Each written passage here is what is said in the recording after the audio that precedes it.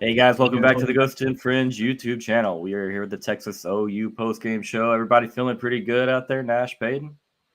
Feeling fantastic. Absolutely. 6-0, number one team in the country, coming off a 34-3 win over arch rival Oklahoma. What's up, Chris Bennett? Thanks for being here today. If my voice goes out during this show, I apologize. I normally am pretty good about picking and choosing my spots before the game and during the game to use my voice. I just let it all unload in pregame yesterday. Everything, every bit of it. Past the second quarter, I was cooked. But yeah, both of you guys were there. Talk to me about your experience. Obviously, Nash and I were together a lot. How'd it go for you guys? How are the vibes? Yeah, how was it? What'd you try food-wise? Vibes were high. Woke up kind of nervous like I do every Red River rivalry. But being a 2:30 game was kind of different. I wouldn't say weird, but different. There were so many people there. And I kind of was like, hello from up north. There were just so many people. I was overwhelmed. But so I got into the game like the earliest I've ever done because I couldn't really get like any drinks or food. So we just went in and got it all. And the vibes were high. The student section was there like super early. Everyone was there early. All the Longhorns were waiting there like 60 minutes out, ready to go. Hello. And I don't know what happened there. All good. But vibes were high. I screamed the whole time and stayed to the end. What a great day. It was fantastic. How was y'all's time? Everything was great. I made a very bad choice with the way I handled this game, and so I went into it on like not sleeping in, I don't know, like 18 hours, starting my day at the fair on like 18 straight hours of being up and getting there at 7 a.m. And so it was a battle. I'm not going to lie to you, but the game, obviously, you know, the adrenaline gets high, you get through it, the energy is all good. 10 out of 10. What about you, Nash? You were, I mean, he rode with me up to the game, and we left my house at 4 a.m. Got there at 7 a.m. Completely different from your experience, Peyton. We got there and there was nobody there. There wasn't a soul there, but we could actually. It was kind of cool to get to watch like just the crowds grow, but it wasn't cool because inside the food court when we were there at the beginning, we were like, oh wow, there's some empty tables. This is crazy. It got hot. It got really hot. I would never recommend going and standing inside the food, especially after. Oh my, that was terrible. But as far as food, not as far as food. Just I honestly, I want to say the grilled cheese was the only thing that I tried this year that was different. Oh, and then that was amazing. Parker, he does like a little tailgate up near DKR, towards off San Jacinto. So if y'all know him, you know who I'm talking about. But he agreed with me. He was like, yeah, those grilled cheese were phenomenal. It was delightful. But good buttery crust, good nice cheese on the inside. I got the little Texas shaped thing going in. So vibes were good. Vibes were high. Unlike you, Ghost, I started to lose my voice, and I was like, you know what? I gotta slow it down.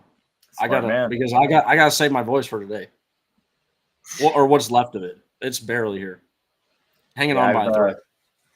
Got the cough drops in the pocket right now. We're battling. We're trying to get it back.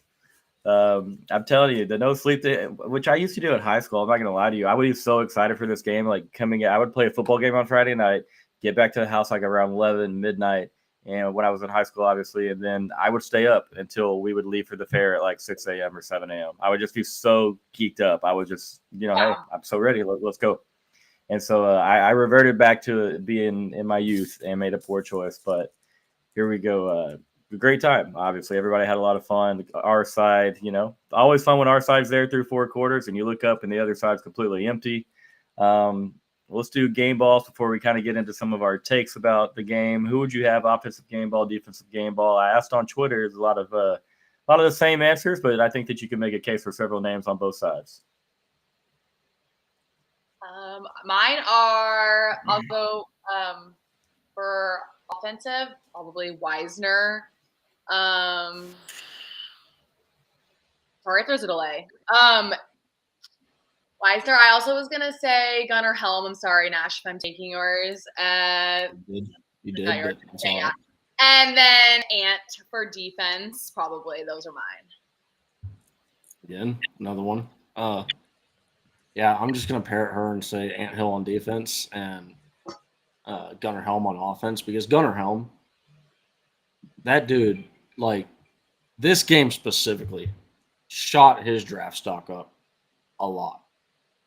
Going up and catching the ball in triple coverage, high pointing it, and it wasn't even like looking in the slow motion. It's like, okay, yeah, there's no doubt on it that it was his catch, right? But ball probably should have been intercepted with about 99% of other pass catchers that ball's thrown to. And then Anthony Hill. I forget the guy's name. He's a former OU player. I think he played center for them. Gabe Eichert, I think, is his name, or something like that. Said some stupid comments. I mean, and Ghost can vouch for me in saying that I said that Anthony Hill had a bad game versus Mississippi State. He looked lethargic. Yeah. But that's one single game. To say he is the worst player in our front seven is just downright stupid. Gabe Eichert, a guy that actually is supposed to know football. He probably does know football. I'm not going to say does a podcast with Teddy Lehman, who obviously Texas fans know as well. But to say that Anthony Hill is the worst player on our front seven, that's just stupid. Like, there's no other way to say that that's saying that is stupid. And then Anthony Hill clearly heard it, and he went out there and every facet of the game that you could imagine, like in Kirk Herbstreit did a great job pointing this out. Everything he was dropping back into coverage. He was covering Michael Hawkins Jr. He was being great in the run game, stripping balls. I mean, this dude is he was playing out of his mind last night or yesterday, and he's done that every time he's gone up to Dallas. So I mean, makes sense, him going back to home. Right. He likes playing well in his at home, but it's just. I'm not gonna lie though. Yeah, that was just a dumb comment. It still gets me. What were you saying, Peyton? Oh, I was just saying, yeah, we're really good, but OU is really bad. Like, bad. I tried to tell people. Like, I tried my hardest. They thought it was trolling. I said as many times as I could that I was not trolling, and I was trying to make a plea, like a call to Sooner fans, like, hey, y'all are better than this. Y'all's team is fucking garbage. Excuse my language, but like, it's just, I was trying not to drop an F-bomb today, but it's bad. And and this is where I said I was going to surprise y'all. It's not the players. Michael Hawkins Jr. is not a bad quarterback. He's good. What I saw on Saturday was a really good quarterback, or not a really. Let me rephrase this: a quarterback that has the chance and ability to be really good. If you gave him a legit offensive line, and forget about wide receivers. I'm not even talking about wide receivers because he doesn't even really need that. If you gave him a legit offensive line and legit play calling, he's going to be a good quarterback for you. But the problem is you're never going to have that with this current coach. I'm fully with you on that take. I think that Michael Hawkins is, I mean, dude, he's pretty dang slippery, and he will further develop as a passer. A lot of confidence in the way that he plays, and yeah, I don't think many other Sooner fans would disagree with what you're saying right now because they're not I was saying happy. Longhorn fans. Okay. There you go. Fair enough. Well, yeah, Sooner fans probably would agree with you there in saying that Seth Luttrell is the issue. Real quick before we keep ragging on the Sooners, I'll do my offensive and defensive game balls. Oh, I'm so sorry. We didn't even let you do it. No, y'all are good. Y'all are saving my voice. It helps. I mean, it's hard not to take either who you said. I'll give the offensive line a little bit of credit. Of course, they got it clicking in the run game there in the second quarter, but Quintavion was a big part of that. Quintravion, sorry, I'm used to calling Quintavion and Quintavious and all the fun stuff.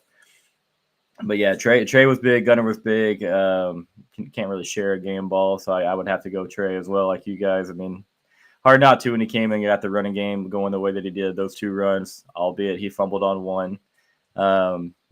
Kind of changed that whole game and went from 10-3 or 7-3 to 21-3, just like that. But dude, Silas Bolden, I mean, shout out to him. If you go watch the video I posted on Twitter today, and he didn't. I mean, it's awesome to see that he busted his ass and hustled the way that he did and ended up recovering the ball. But watch him throughout the whole play, because it took a lot of effort out of him from about the point that Trey was about 25 to 30 yards away from the end zone. And just shows. I mean, we know we have a really good wide receiver group. They do a lot of the little dirty things that, aren't catching touchdown passes and catching bombs. They're blocking well. They're being good teammates. They're all supportive and obviously hustling their asses off, because that's a big touchdown there to take it from a 7-3, 14-3 game. Jay Witt might have set that standard, baby. This is a great comment right there. Well, I mean, and Worthy too. Worthy was half that play on that one from TCU. Really, this is just. I think this is just overall team culture. Yeah. And what's good about this is, when you establish a culture like this, it's a lot easier to keep the culture, because now there's 75 guys that are actively participating in this culture. And then when you lose 10-15 and you bring in another 25 guys, well, now you still have 50 something guys that are holding the culture and holding the standard and holding these new guys accountable. And you kind of see that in some of the young guys play, like a Colin Simmons. And also, like you're saying, and when you have 50, 60 guys coming back that know that culture, have been a part of the culture and understand how the culture is, it works, you can target recruits that fit that culture specifically. Maybe, he's 4 stars and there's a 5-star talent that, won't fit that. I think Jimbo tried taking any 5-star with any culture issues or any of that, and it didn't work out for him with the 2021 class. But you can target those type of cats that really fit in with what you were wanting to do and how you do things, and obviously makes this all a little bit easier. But long story short, Sark is it's incredible what he's building. Peyton, at what point in the game were you like, OU is cooked, there's no chance at a comeback? Or was it the very beginning? Because I think, I never thought OU would win the game, but first quarter was a little bit nervy. Yeah, the first quarter was nervous, but I was probably the most nervous, in my section. I look around, there was a random Longhorn next to me, and normal 40-year-old man. I just was like, hey, are you nervous? Because it was kind of, no one was scoring. So he's like, no, I'm so confident. He's like, so everyone was really confident, but I mean, by halftime, I was like, they're done. So I wasn't. After that, I was like, we're cooking. And then the recovering of the fumble to a touchdown was that was my end zone. I was right there on the side. So just being a part of that was wild. Everyone, it was like, yeah. And then, again, it was insane. And the Gunner Helm catch was right in front of me. I had a good view. Not gonna lie. Were you? So were not you not only in the same section as us. Yeah, not only did she not say hi, she was right next to us, and section 11. Screw y'all. Okay, we're at 13. Right. Well, I mean, but still, you're pretty close. You were you were kind of more around the court. I was on the 0 yard line, basically. Well, that's the first ever rivalry game I went to was that one. Right there, section 11. Literally How close up were you? So that was cool. But we looked bigger, better since we walked out there on the field. I go to games, but I'm not usually that close. I was row 5 and just seeing them, I was like, yeah, their team is not good. So she actually answered the question. What? I'll fight you, man. I asked you what row you were I said times. 5. I know. never mind. Okay, I'm sorry. I was trying to figure out a jealousy meter because that sounds pretty cool being that close. Well, last year I I mean, treated myself. I like that. I can't believe you would actually go through with sitting on the OU side. I couldn't I would make never it. stay over there. And I loved at just the end migrate. when, obviously they all leave. And then the Longhorn fans who were sitting on that side, like, mush into us. And then we take up, 60% of it. That's just, such a beautiful sight. Yeah, it was pretty dang cool. And I was, looking late in the third quarter, and I was like, it's coming soon. Here, It's about to start one after another. The slow trickle is going to turn into a downright pour out. They're all going to funnel out of here. So yeah, that's the way we expected the day to go. It's good that that's the way it happened. Offensively, Nash, any concerns there? The way that game started, obviously a lot of struggles in the first quarter moving the ball. Took us 4 possessions to get a first down. After that, things started to click a little bit easier for Texas. What are your thoughts there? I think Quinn just kind of had a little bit of a slow start coming back, and watching back on the every play, I think it took about a quarter for him to start trusting himself again as a player. Like some of those throws that he was getting out early, like the one to Ryan Lingo in the corner. I'm not sure how late that was, but it's just little things like that. I still don't think he fully has 100% trust in it yet, but that's something that we're going to gain. And any fans that are saying, "Hey, we need to put in Arch Manning" or something like that, that's crazy talk. I understand it wasn't a great performance from Quinn, right? But it wasn't anything that was going to blow you away. But he did his job. Your job is to move the offense down the field and score points, and he did that. We had a time that we got 4th and 2. That was one of the plays that Quinn it's really cool to watch Steve Sarkisian go out there and just absolutely dismantle his quarterbacks when they're winning, right? They're up 34 to 3, and Sark is just ripping into Quinn. What the hell are you doing? And but that's the level of coaching that we have. Elite coaching. Elite players want elite coaching. And yeah, so I really kind of the confidence started to kind of grow from the second quarter and beyond. But the defense, this, Ghost, I was talking to you the entire – I never lost confidence in our defense. And that's ultimately why I thought we were going to win the game, was because Oklahoma – I mean, we were actually talking about this pretty often during the game. As soon as we noticed that they were having to roll out, they couldn't hold a 4-man, 3-man rush. And they immediately, as soon as the ball snap is caught, he's running to his right or to his left, mainly to his right, so that he is able to throw from his, running with momentum. It's easier for a right-handed quarterback to throw. And it was just simple stuff. It was simple screens, simple bubbles, simple go. It was very simple concepts, and it was one read. And if the first read wasn't open, he took off. And their offense was way too limited, and our defense is far too good. Yeah, definitely agree there. This is what where I was kind of at. Once they had their moments there in the first quarter, they have the turnover. Obviously, they get the field position edge and get the ball over mid. They started plus territory twice, I believe, in the first quarter, and that's when the defense stands up and looks really, really good in that spot. And all week on the channel, I said if Texas could get out of the first quarter even, I think that we pull away. We were down 3-0, still pulled away. They had every chance right there, if you're an Oklahoma fan, to go up in that game 7 or 14-0. But when you're running an offense that looks like a high school offense as far as scheme-wise, and same as Nash said, that is not a knock on the Oklahoma players.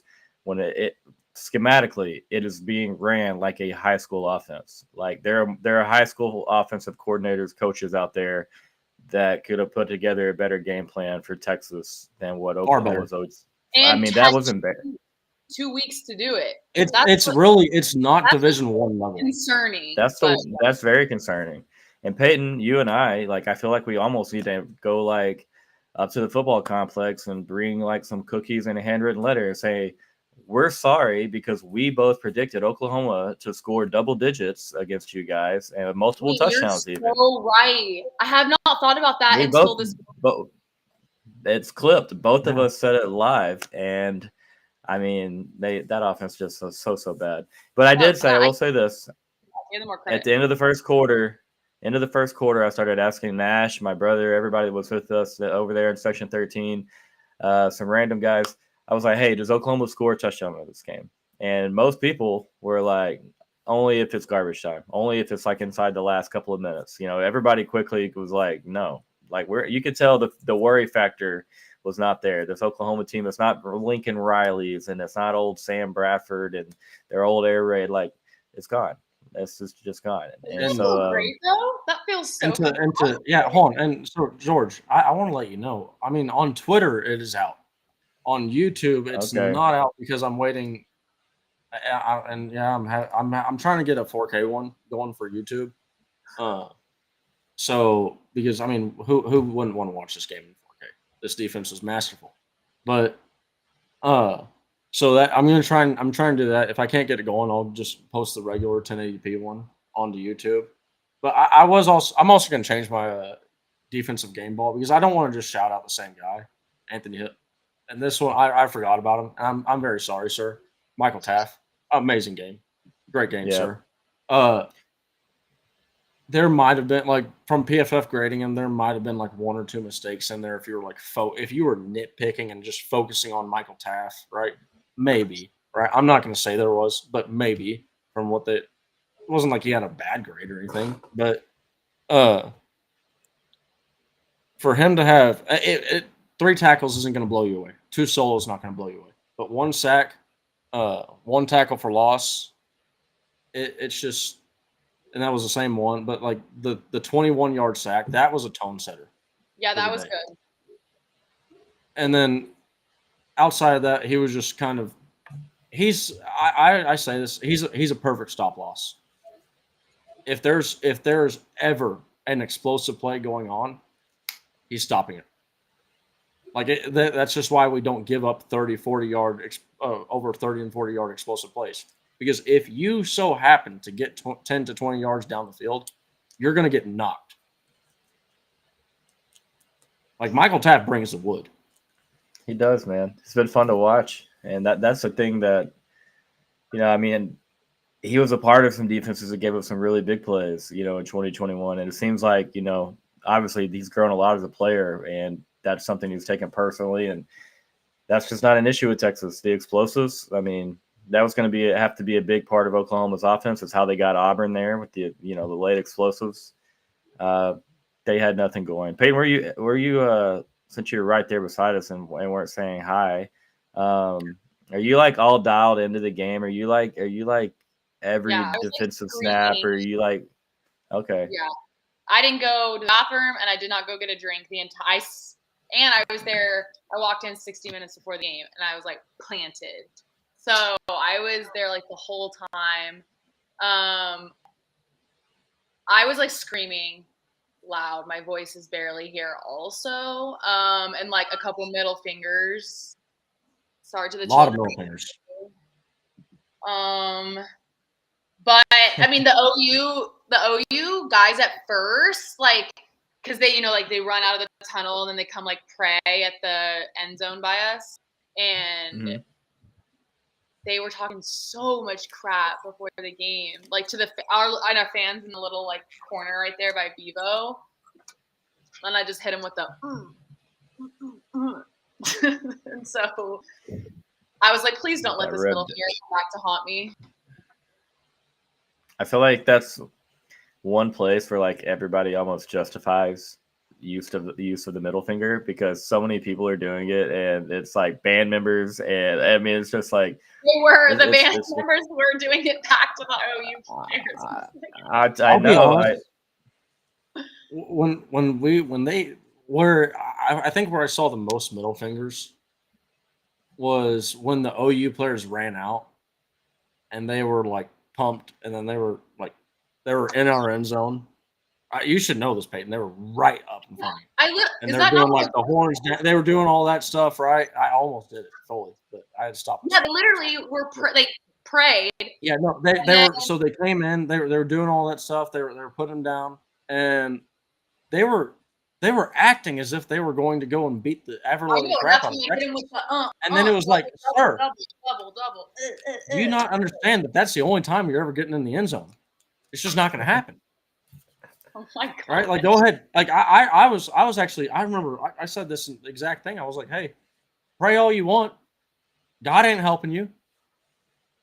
God can't help that. Well, did you see it? Was it Hawkins that like prayed? There was one guy that prayed for like a long time. And not knocking people. I'm not, okay, praying is not the problem here. I'm just saying like he was praying and they were like taking a lot of pictures, with like the burnt orange in the background, and he's like praying on his knee, and it was a long, like everyone had gone back. I think it was Hawkins, and this guy next to me goes, pray a little longer, like you'll need it. And he like heard it and hit with the horns down. I was like, dude, they were confident for what? I don't know. I don't know where that confidence came from. And the Oklahoma fans still like. I told Ghost this after the game. We were in the food court. I'm getting coupons, and some Oklahoma fan, like he's like right next to me, right? And I'm like, I'm not even talking to him. I'm minding my own business. That's how I go about this thing. I'm like, I feel pitiful for them. And he's just kind of over my like literally like breathing on me. And then he's like, hey, it's a good game, man. Y'all won. I guess y'all earned it. And then he was like, but it's, it doesn't happen like this often. I'm like, oh, okay. And then he's like, y'all, I guess y'all are kind of the number one team in the country. They can't admit it. And then I go, well, I mean, yeah, we got a really good defense. Like this is an elite defense, probably one of the best ones we've had. And then he goes, yeah, I guess y'all are all right on defense. I'm like, okay, whatever. Like there's no level of like, he just watched all that happen and couldn't even. That was an all right defense. Let me talk to you about this real quick, Nash. How long was that play from Matthew Golden to Gunnar Helm, the trick play in the fourth quarter? 30 yards? I think it was 30. That was like 40 yards, I think. So I think Golden's stat said he was 1 for 2 for 30 yards. Do you know who did it? No. So there was two. That's what I'm saying. The one that he missed. Okay, yeah. The one. No, it was a 30-yard pass. Yes, but I'm saying there was one that he missed. That was 40 yards. The first one, was much big. Yeah, that would have been. Yeah, that one we would have scored, and it was open, just for way too far inside. But I was going to say, do you know who didn't have a 30-yard completion on Saturday? That would have been Oklahoma's starting quarterback. So our wide receiver had a 30-yard completion in this game. Michael Hawkins struggled pretty badly. They had 236 total yards of offense. And so for that guy to walk up to you and say, like, hey, I'm questioning your defense still. The coping is at an all-time high on Twitter from Aggies, from Sooners, and it's weird because A&M seems to have a good football team too. But there's 5 or 6 of the same Aggies, and Kyle, if you're hearing me, Spirit, I hope you hear me too. A couple of you other guys, y'all say the same shit all day in my comments. And when I get feisty with you, you're like, whoa, what? It's never Texas is good. It's never Texas is good. Well, Seth Luttrell's game plan sucked. Yes, okay, it did suck. Well, wide receiver injuries. Yes, I get wide receiver injuries. Well, last week it was like, you never, the Michigan win got diminished because they lost at USC or they're not at USC. They lost at Washington. The coping is getting outrageous. There are very few people who are capable of saying Texas has a football team that is better than 99.9% of the rest of the college football teams. So this should really open the Sooners fans' eyes to how bad this offense is. Because like y'all, if nothing has been able to convince y'all to this point, let me just read off the 120th. Essentially. Open your eyes. Okay. Read it off. The 120th, the 120th to 134th ranked offenses. The bottom 100, the bottom 14. Let's just add the 15th in there. Michigan's the 119. So the bottom 15 offenses in college football, and this is per yards per game: Michigan, Northwestern, Houston, Temple, Akron, Southern Mississippi, Oklahoma's 125th, Air Force, Louisiana Monroe, New Mexico State, Florida State, UCLA, Buffalo, Wyoming, Kent State, and Kennesaw State. Couple points.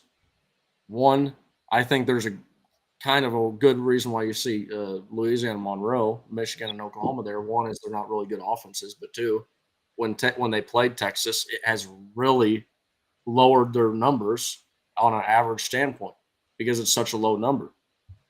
The second point is Oklahoma fans, are you happy with your name being surrounded by teams like Northwestern, Houston, Temple, Akron, Southern Mississippi, Air Force, New Mexico State, Florida State, UCLA, Buffalo, Wyoming, Kent State, Kennesaw State? Does that sound good to y'all? Because that's what y'all's offense is. Y'all's offense is putrid. It's terrible. I mean, congratulations, y'all are like Florida State this year.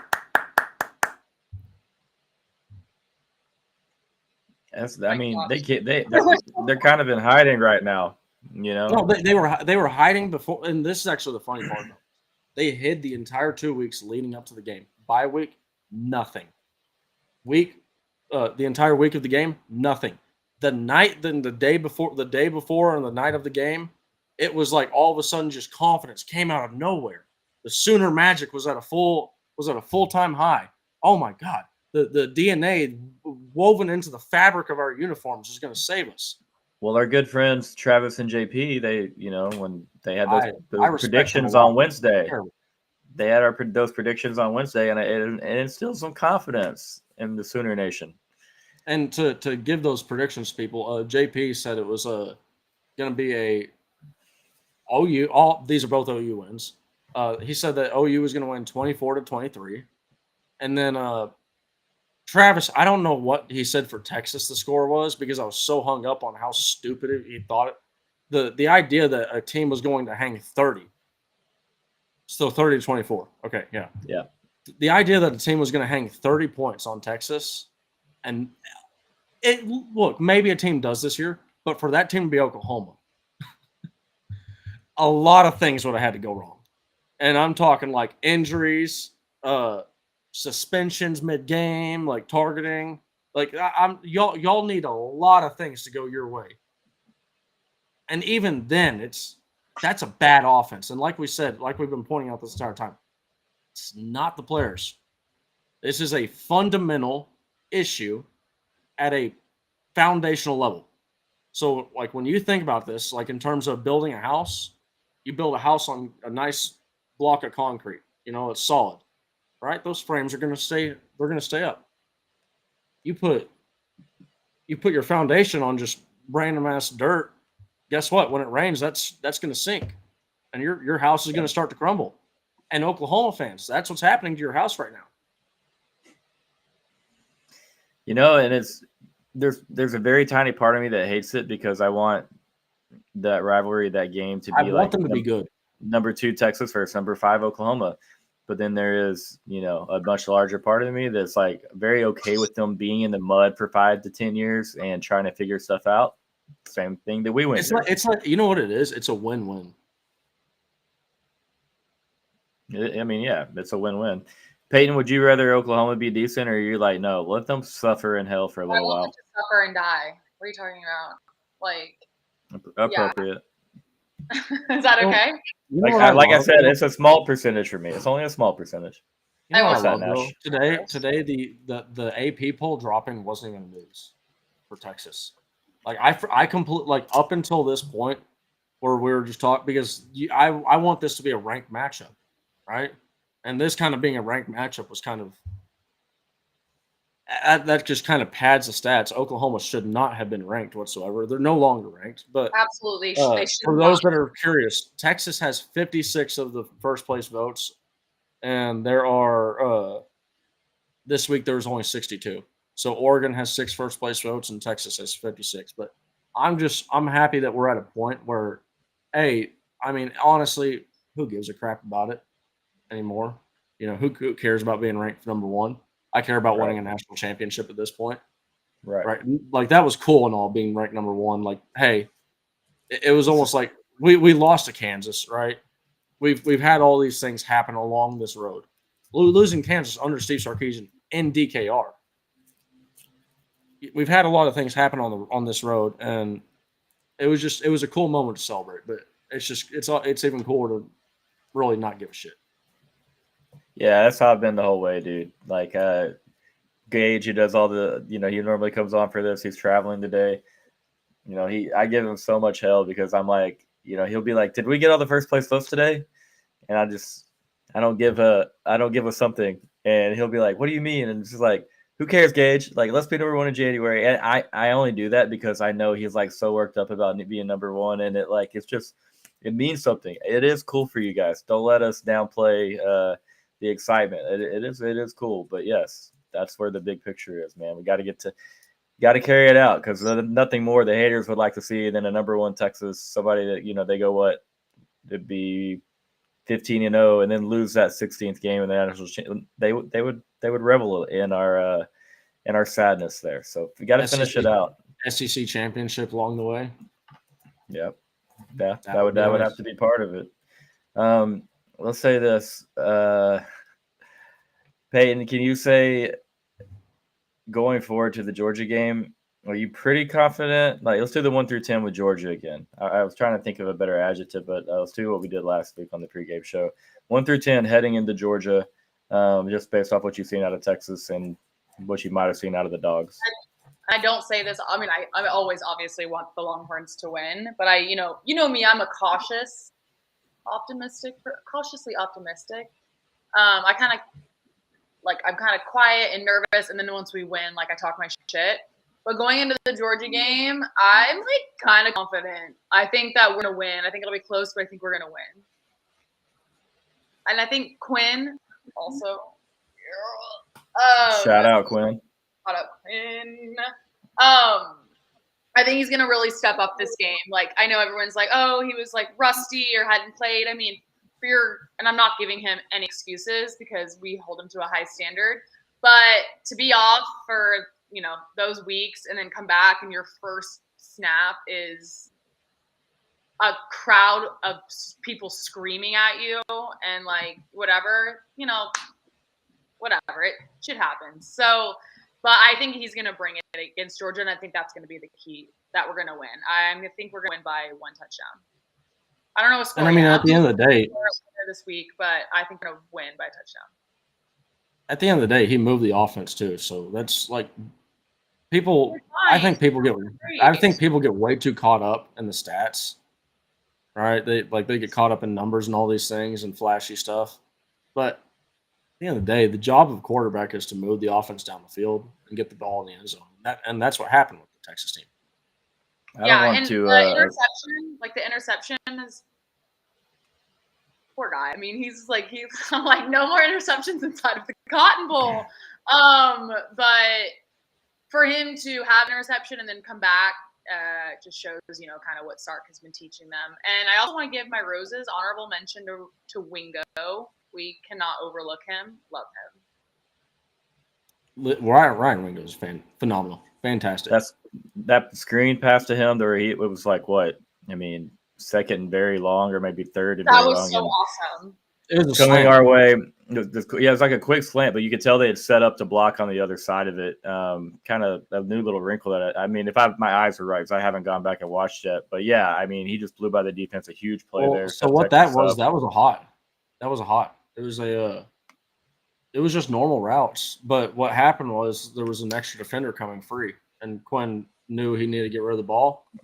Gave it to the hot route, and then what happens is Ryan Wingo go make a play. He was running so fast. It's like he said so many times, go make a play, right? Yeah. just get stick your nose in there, make a play. And that's what you're talking about with stats. And I'm not trying to offend people that use stats as like a livelihood and that's what they do. I think stats are for losers. I'm gonna say it straight up. I can't stand stats. It doesn't mean anything. Texas went in there 134-3 yesterday. They're going to rip Quinn because he had sub 200 yards. He came back off injury. He moved the ball after the first quarter. He moved the offense. That's what's important. Once you get out there on the football field, none of the stats, all the stats that everybody dropped and we talk about, I talk about. I mean, I'm even speaking like against myself. I use stats all the time. I do a gambling segment on the show, and all we talk about is stats for 2 hours. Like they're for losers. Once you get on the field, they just play the game. And Quinn, I mean, he's going to be fine, like you said, Peyton. It's just shaking off a little bit of rust, shaking off the wrinkles that Oklahoma was throwing at him. I will say he did miss Isaiah Vaughn on a touchdown, though. Little skinny post there. What, second series maybe? And DeAndre Moore Yeah. and Ryan Wingo. He had He 3 had a couple. touchdown misses. He had 3 touchdown misses. Like there's it's not unfair to go and criticize Quinn and say, hey, he could have been Not better. at all. That's perfectly fair. But for some people, I haven't seen too much of this, right? But for some people and all of these fans, obviously, when you have a guy like Arch Manning behind Quinn, it's people are going to have some takes like this. But honestly, I think with stats, and this is why some people call me a stat guy, and I'm like, I'm far from a stat guy. I don't I use, like you said, I use stats a lot. I spit them out tons, right? But because that's what stats do is they represent they try to represent what happened on the field. And so what who happens people is how people should be using stats. And this is one of the reasons why I like putting out every place, because I like people to go and use their own eyes and go, watch with their eyes, make a decision with their brain on what happened during the game, because it's really hard to go find one certain play in 3 hours, 30 minutes of game film. So if I can condense it down to here, it's a little bit easier for all. Well, the reason why I like to use stats is because it's like, hey, if maybe like on this, right? If I didn't watch the game and I go, you know what? I see Quinn threw for 199 yards, 6.9 average, 1 touchdown, 1 reception. Now I want to go watch his throws and I want to go see them again. All right. Like I use stats to let me know where I need to go focus my attention on in film. No, don't get me wrong. I'm not saying you're a loser. I'm not saying that. No, You're a right, loser. okay. No, you're a loser, Kyle Lang. I'm talking to you, Kyle. No, none of that. We all use stats, but as far as defining people as far as teams as defining a team is that to be exactly that. Stats can be misleading, and so let me go here. Nash, you talked about having to use stats. Do you have a favorite stat from this game? Because I know you have just about all of them. I mean, I don't really have one off the top of my head, but if I had to come up with one, because I haven't really seen too much of the stats, my favorite one might be that Colin Simmons has had a pressure in every single game so far. He only had 2 pressures this last game, and he had 1 hit on quarterback, but this dude is a monster already on the football field. And to think about what he's going to be like in the future with a year of off-season work under Torrey Becton, another year of off-season work under Torrey Becton, really soak it in with Colin Simmons and take it all in, because guys like him and Anthony Hill, after year 3, gone. These are top 5 level draft pick dudes. And that type of guy has not been in Austin in a very long time at either position. So appreciate it. Take it all in. Even when we're playing, ULM again or whoever it is, North Texas, whatever, next year, get your eyes on them, because their time in Austin is short. I think the last guy that we had that was truly Sergio Kendall was probably the last guy that was his caliber. But I think the last guy that was truly like Colin Simmons and what Colin Simmons is going to be like in the next level, Arakpo. When I see Colin Simmons, I just think when I think about how dominant he can be, I think of a guy like Brian Arakpo as far as just teams are going to want to go away from him when he's standing on the field. Your entire game plan is going to be, how do we not put the ball near this guy? Can we talk about how annoying Danny's? What? Can we just talk about the videos on? All I see on Twitter is, I think it was Billy Bowman tripping, or falling or something. And then Oh, he got put in the blender by Quintravion Weissner. Twisted his ankles, and then Danny Stutzman like jogging. I need to go back and rewatch the fumble recovery for a touchdown. Like I need to watch that in slow motion. But also he wasn't jogging. He's just not that fat. He's just not as fast. It looked like he was running in slow motion. I thought. Well, I'm not gonna lie. I thought like real time when I watched it the first time, I was like, did he just give up on that ball? Or did he just and you know what? There's a part of me that he might have nonchalanted to the ball, but looking back at it a little bit more, I think it was just Silas Bolden was just like he kicked into an entire another gear to get that ball. Like that's what, and I thought that was DeAndre Moore, and that's one of the reasons why I thought it was DeAndre Moore, because I was like seeing how fast he flew, because it was like he and in the game, Chris Fowler kind of said he was like, oh no, I think he was just going to go celebrate. If you look, the other two wide receivers that we had on the field, which I think were DeAndre Moore and Ryan Wingo, they're on the opposite side of where the play is. They're doing this.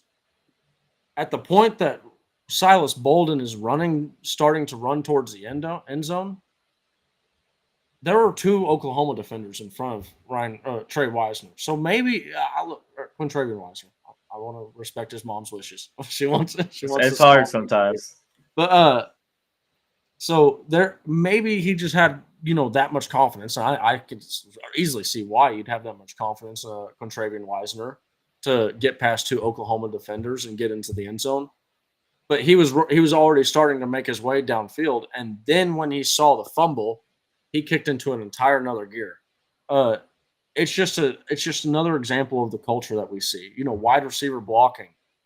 It's just, and honestly, this is kind of this is a cool thing of how football works, and what we were talking about earlier, how culture from previous teams can carry on to other teams.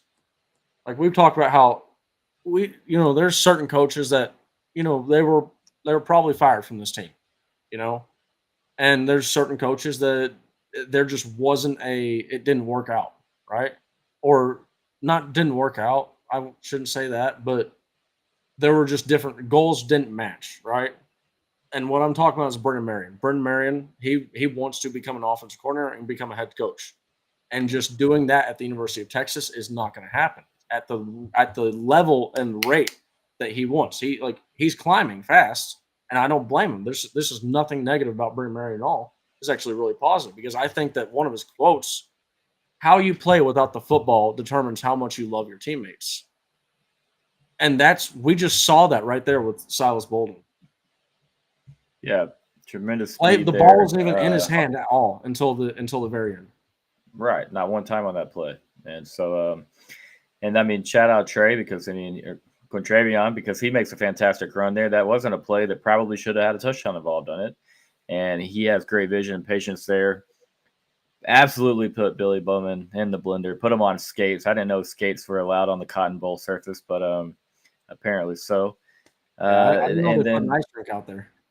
Right, absolutely. And then for him to come back the very next play to get the trust of Tashard Choice, to get the trust of Coach Sark, get back on the field, and he goes and scores the very next time he touches the ball, right? Does the exact same thing. Like almost the same distance. It was right.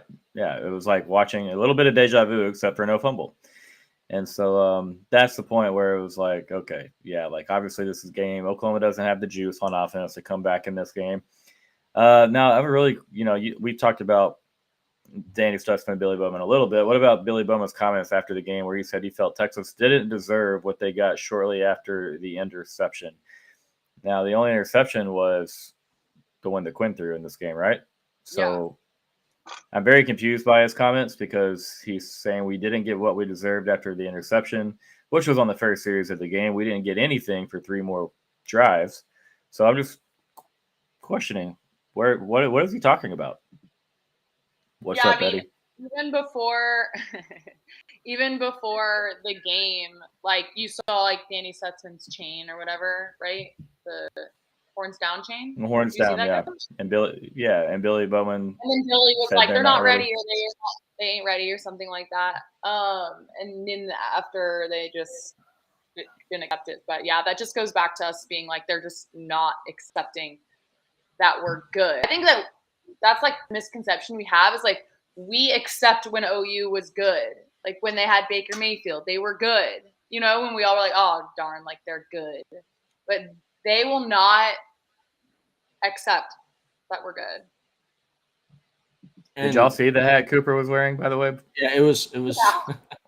Phenomenal. Well, no, and the funny part about it is the quote, like they told Kirk Herbstreit and the broadcast crew that he was trying to keep a low profile. Gigantic hat, like a sombrero. The best. And then the cool thing is he's down there with Texas like students, and he's dropping down doing hook 'em horns in their pictures, and like he's honestly, if you were to like just see this family out there, I don't think, other than like people going up and trying to constantly talk to them, I don't think you'd ever know that they were famous. No, like they're just dudes that just like having fun, having a blast and being a part of it all. And I'll say one thing that I think I saw with and what's up, Gage? We miss you. You're here.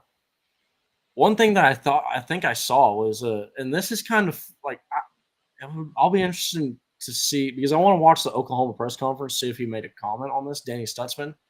It looked like he was kind of trying to stay out, like on the field, to shake Quinn Ewers' hand or something like that, or one of the just shake somebody's hand on the field, and Quinn goes straight from the media interview with Holly Rowe, obviously to go celebrate with the Longhorn fans and to go do the Eyes of Texas, and then he kind of like gets this like turning around, like does, I think he like does something like that, and he's just like shaking his head like what a sore loser or something like that kind of attitude, and I'm like, dude.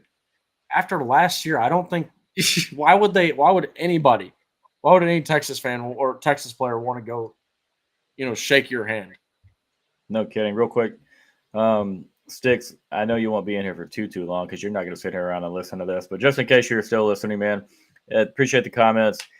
Definitely the big talent discrepancy between Texas and Oklahoma right now. I'm curious to have, if you're still here, what you think. Drop in the comments. What are your thoughts on Brent Venables? Do you believe in him going forward, or is it just an offensive coordinator issue? Offensive line, as Bill Bedenbaugh ran out of time? Yeah, we're just curious. If you're still here, drop what you think. But yeah, Nash, going back. I don't want to leave Kyle hanging here either. Any advice here, Peyton? You got to play. Nash, you got to play. Kyle said he needs help. Why? Brother, I was almost dead last night at 12 a.m. I slept. Fantasy football, I literally just went and said projections. Just whatever's the highest projected, put it on in, insert it in the lineup. So, not going to get any good info from me. Is this the blender play? That's Billy Bowman, right? But he gets cooked. Oh, it should be. We're going towards the Texas side of the field. Yeah, I think it was. Okay. I will say, Dave? I do kind of have I'm not sure if Six is still in here, but kind of looks like he's probably not. Narratives are about to start to be spun on Twitter about Brent Venables potentially being a worse coach than Jeff Lebby. Who, Brent Venables, as much as he wants to say this, he can say it all. I said this. Ghost is probably tired of me saying this because I said to him so many times. When you bring something up like when nobody's brought it up and you bring it up and you're the person being interviewed, that tells me that you're either paying attention to one certain topic, right? And you want something quelled or whatever, but it's on your mind. And if it's not true, why would you even entertain it for a thought? It's like just next question. I'm not even answering that crap. Type in it. Like, so the fact that he himself brings it up in the press conference that no, I didn't force out Jeff Levy and Dylan Gabriel, and I wanted them back, and it's what no, okay, whatever. I mean, people insinuated it, yeah, but it's still like for him to say it out loud like that. And I don't know. I'm not going to speculate on that, but I like to think that it's true because it makes me laugh. Really nice or fair comment. Yeah, exactly. Fair comment by Colin here.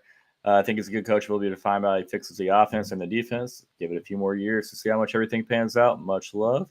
Dave checking in with the OU fan base was in love with BV, losing to Texas 83-3. 2/3 of those years will make that love affair disappear. Dave would know, and I think brother Dave. I'm not won't tell all the ins and outs of our conversations, but I think he does have some major concerns with how that offense is being ran, and obviously Coach Venables is even the overseer of it all. So it's going to be a big fix for Oklahoma. There's going to be one that. In the world of recruiting, NIL, transfer portal, that offense probably looks completely different next year. I'm sure at least Sooner fans are hoping so. Texas fans probably be pretty okay if they continue to struggle because not much of a fight. And that 83-3 stat 2 of the last 3 years, it's really cool to hear that, but then it makes me really mad, Dave, because I just can't – there's still a part of me that can't get over 2023 where – feels like we should be 3-0 against you guys in the Brent Venables era, but it is what it is.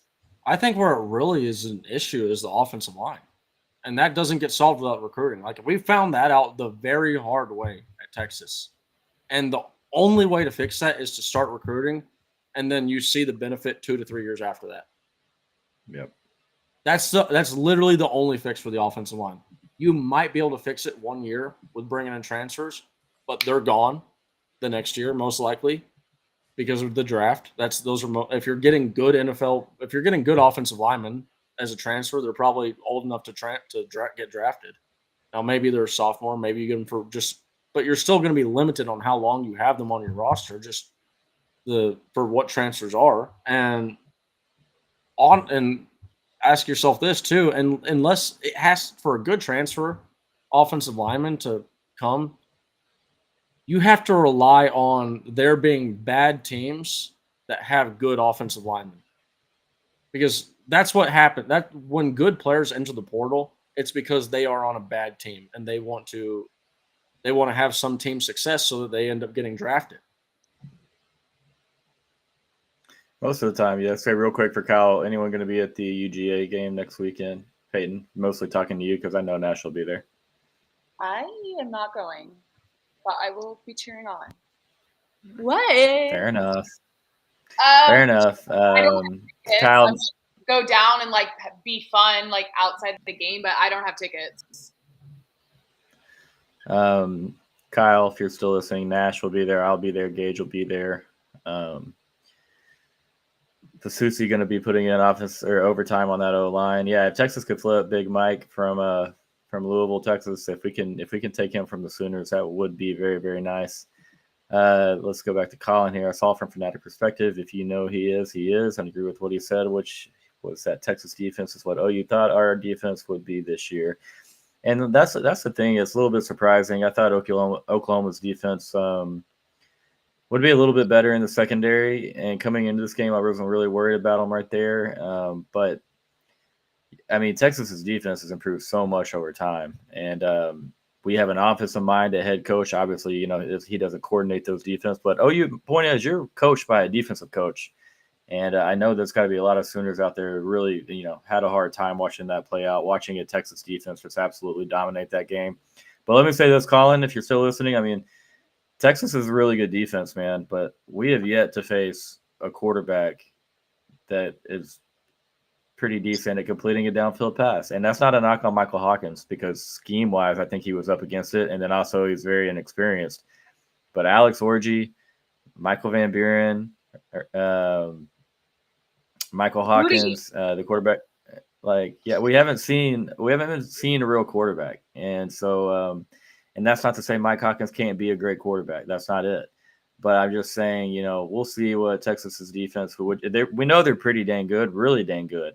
But I do want to see our secondary against a passing system, which, it might not come until, Diego Pavia. He might be because hey, I think Carson Beck's an all right football player, but I don't have any fear of him. I'll say that. And I think I clearly said that Michael Hawkins can be a really good quarterback. Absolutely, yeah, you definitely did, and he can be, and that's just they've got. I mean, for one, you got to get wide receivers healthy, and then maybe Seth Luttrell out of town. But it starts at the like. Why is he? You just have to ask yourself this question. Fair Dave. Why is Michael Hawkins Jr. as soon as he catches a snap, why does he have to run out of the pocket? Just ask yourself that question. When you answer it, you're going to find the issue. Right. I mean, it was a sprint out right, a sprint out left on occasion, mostly sprint outs right, some little kind of like a delayed draw, counter draw, or a slant route. They ran one quarterback draw. I think that was the start of the second half that picked up like 10 or 11 yards. Never went back to the true quarterback draw. I don't know, man. I was really. It reminds me of Sterling Gilbert. Ugh, that's tough. But does it? We got it. Like in the simplicity of the offense. I mean, it's a different scheme, but like I'm saying as far as how simple things are for the offense, right? Because that's severe and shoot, you know. True test would be Georgia. Also, question for Longhorn fans: would you want BV as a defensive coach, or would you pass? Just wondering. I'll take BK. I'll take BK all day long. I have respect for Brent Venables. I'll be honest with you, Colin. I know that Brent Venables is a fan of, which most people are fans of, the sign stealing and things like that. There's been so much different smoke about BV's time at Clemson with all that and the way that communication is going and the helmets and everything. I don't know. And plus, he's been a Sooner, just too much dirt for me. I'd have to pass on Brent Venables. PK now obviously has taken a defense in 2021 that was god awful. Half the country or half the fan base wanted him fired. But if you go back and looked at his Washington numbers, his defenses got much better the longer that he was there. The type of recruits that he had at Washington were nowhere near the type of recruits that he was going to have at Texas. So yeah, I'm cool with what we have, and I'm being very transparent. There would be a few other names that I would take before Brent Venables, but I do think Brent Venables is a great coach. Like, as far as defense goes, don't get me wrong.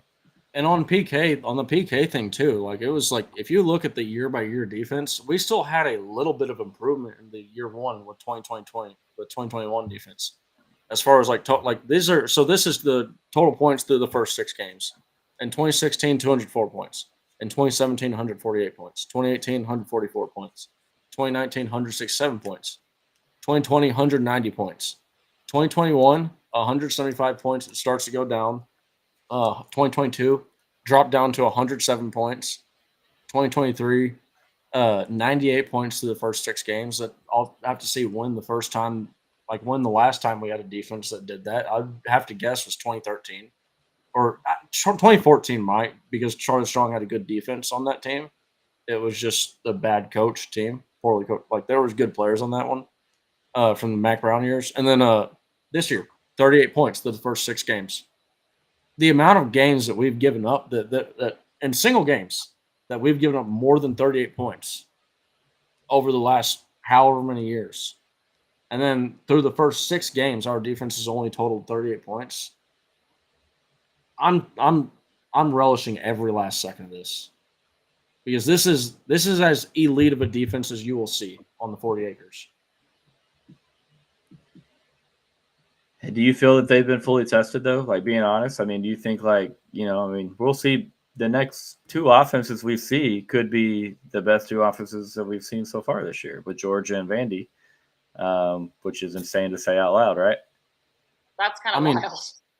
Fully tested? Obviously not. Right? Like I'm not downing our defense. I'm just playing devil's advocate. No, but I'm saying as far as obviously, but I'm saying fully tested. Obviously not. Right? Yeah. Right. We could have easily played some legit offensive teams so far, and I'm not saying that we haven't played like legit offense. But when I'm saying like legit offense, I'm talking about legit top 10 in almost every single category offensive teams. But I will say that they're going up against one every single week. For 5 days a week, they go up against one of the top 10 offenses in the country, probably the top 5 offense in the country. And so in a game time sense, no, it hasn't been tested. But from everything that we know about how Steve Sarkisian operates, he operates his team a lot like Pete Carroll does during the week, like the leading up to and the preparation and how they play football. They go out there and they practice hard. Like they're working harder, they're hitting harder during the week than they do when they go out there on Saturday. Everything on Saturday is just purely reacting to what they have planned for. And I don't think that we like you said, I don't think we've really fully been tested to the full extent. But at the same time, I do not think that I don't think that the results would really change too much. Peyton, running back 1. And remember, this is not a knock on Jaden Blue if you say Quintravian and Wisner, but is Trey number 1 for you now? Probably yes, which sucks because I love Blue. But they're both great. Probably Wisner now. But I love that Blue is giving Wisner his flowers on social media, giving him respect during the interviews. So I love that for him. Also, the Cowboys play in like 20 minutes, right? All right. We'll get you out of here in just a minute. Nash, I know we talked a little bit. I watched the Cowboys. Yeah, you can. I mean, you're welcome to go whenever. It's just I felt like I should ask that question earlier. We had to get to that one. What is your take, Nash? What was the question? I got distracted by Dave in the comment section calling me a dork because I called this offensive line putrid. And that look, I'm not saying there's a fix in 2024. There is no fix in 2024. It's purely scheme issues. I feel like I've been saying that all episode. If you have a defense for this offensive line, I'd love to hear it. But what was the question again? Question is who's your running back 1? RB1. Who's my running back 1? I actually thought about this, and I know this is going to come off as me just being a Jaden Blue homer, but I think there's running back 1 and 1B right now, and I think that I think the way you see this is, I mean, their snaps are almost. Let me look at their snaps real quick. Their snaps are almost split dead 50-50. There's I think the best way to say this is that Trey Wisner is 1,000% earning more carries. He deserves more carries. He needs more carries. Like you just to have that level of sorry, I hit the wrong one. But to have that level of rushing from Trey Wisner, you can't deny it, right? You can't not give him the ball. But he had 15 snaps. Jaden Blue had 12 snaps. He's out snapping, so he's got to be the 1A at this point. Yeah. But as far as I also go back to, this is also the hidden stuff that people don't see. I also was watching. Jaden Blue was phenomenal in pass protection. Maybe not phenomenal. I'm probably just thinking about 1 or 2 plays that were phenomenal when I use the word phenomenal, but he was good in pass protection. And that's one of the hidden stats. That's one of those things that never shows up on a stat score. Right. Which is why I say stats are for there we go. All is good with Nash and Dave. Glad to see that. Hey, Dave, I'm going to make a public apology to Dave because we've been talking pretty often for several months. Dave does some work for Sooners Media up there in OKC and Norman area, and a good friend, but I've been pronouncing his last name incorrectly for months. And I listened to him calling a game the other day, and his name was pronounced, and I was like texting him while he was calling the game, and I was like, dude, you got to tell me that I'm a dumbass and can't even pronounce your name correctly and let me know because we talk all the time. You come on the show and I pronounce your name wrong? Like, that's not cool. How's it pronounced? Yeah. I assume it's Myrick. And Dave, if that is wrong, I apologize. Kyle, go Lions. Hey, Peyton, let's make it 2. Yeah, Go I Lions. know. I was trying to respond Go back Lions. to Kyle, but I Go don't Lions. know how to talk in the chat to him. But Kyle, what the heck? I don't know if you can talk in the chat. I don't think so. Oh, that's what I was trying to do. Okay, Merrick. cool. It's Merrick. Merrick. So JP said it was wrong the other day. Whoever. Oh man, call me after the show so I can figure out how to say your last name, dude. Let's get this. You know what? He's Just got to be. He's got to be a full-on Texan because that's the most Texan thing. It's like a study like the word. I don't know if you've ever seen like some of these Texan town names that are just completely crazy. There's like Study Butte, which is supposed to be Studi Butte. It's like Studi Butte or something like that, but it's spelled study. We're weird here in Texas. Okay, we like to act a different way. We're loners. Definitely a bit weird at times. I did not realize that the Cowboys played the Lions today until last night, and so I put that hater hat on. It's time to root for those Lions. So we'll let you guys get out of here. Thank you. Well, I kind of want to watch 2, to be honest, but any quick or little comments, topics you want to bring up or have questions about before we let you get out of here? No, I'm just feeling good. Today is the day to like celebrate, breathe easy. So that's where I'm at right now. I'm just like, we wait for this Sunday morning win after the Cotton Bowl. I hope for every year, and so I gotta like just have my kumbaya moment today. You know. I like the kumbaya. I do apologize because I meant to tell both of you that y'all should wear all black for the Sooners burial because we put them in the dirt yesterday, and I didn't even tell y'all. That's on me, but y'all look great. I just didn't even realize it till like right now that I was wearing all black. What about you, Nash? Anything before we let you out of here, bub? I think we pretty much covered it all. OU sucks. OU sucks. We're absolutely terrible. I told my mom earlier as we were talking about the game. Dave, thanks for being here, buddy. Also, literally all of these moments, hungover, sunburned, tired, all of it. Thanks for checking in with us, Mr. Sooner Dave. I'll get your last name right soon, brother. But yeah, I told my mom earlier, I was like, hey, it feels cool to like say Oklahoma sucks, and actually they actually do suck. They actually do. Many years. They're still pretty dang good at football, and this is the first time in a couple of years, maybe or many years, really, where I'm like, you know what, they do kind of suck a little bit, and so feels good, guys. Thanks for doing it. We'll let y'all all out of here. Let's get them all a hook 'em horns. Big Georgia comes to DKR.